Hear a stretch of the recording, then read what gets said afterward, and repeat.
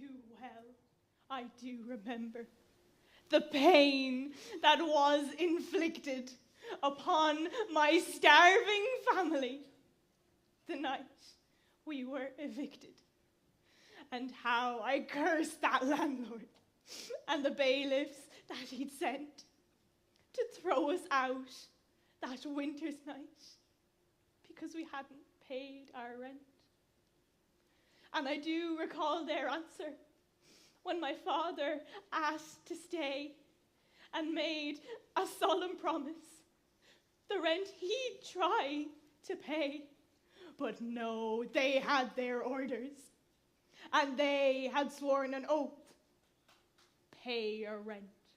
You can starve to death.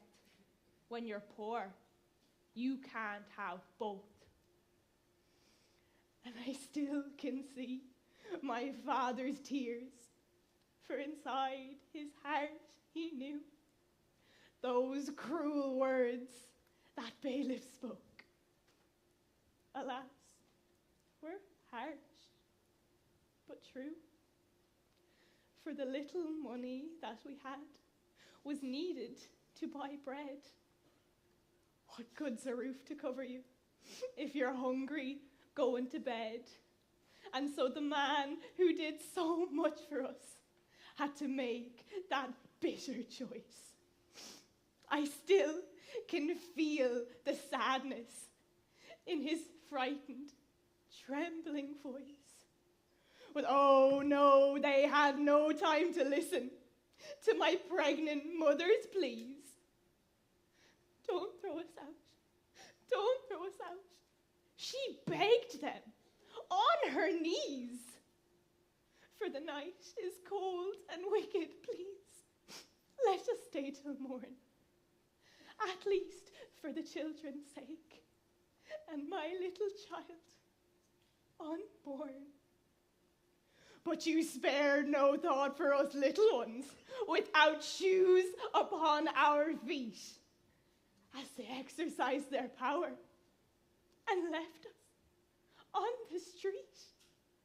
Oh, you spared no thought for us at all, though well you knew our need to satisfy your master's lust and selfishness and greed. I never will forget him, or that crime he can't deny. For it's on that cold, cold winter's night I watched my mother die. And I would gladly die myself than to have that landlord's shame. For it's on his mansion's doorstep that I place the blame. For man's inhumanity to man can hurt right to the core. And there's no sin that's greater than the selfish wanting more. Though many years have passed now, and I'm no longer a child, I gaze upon these rebel ruins with its ivy grown wild. What was it worth? I ask myself. These walls of stone and lime, very little to the rich man, but a lot to me and mine. For hidden in these whitewashed walls are secrets from the past, childhood dreams that I once had, but were never meant to last.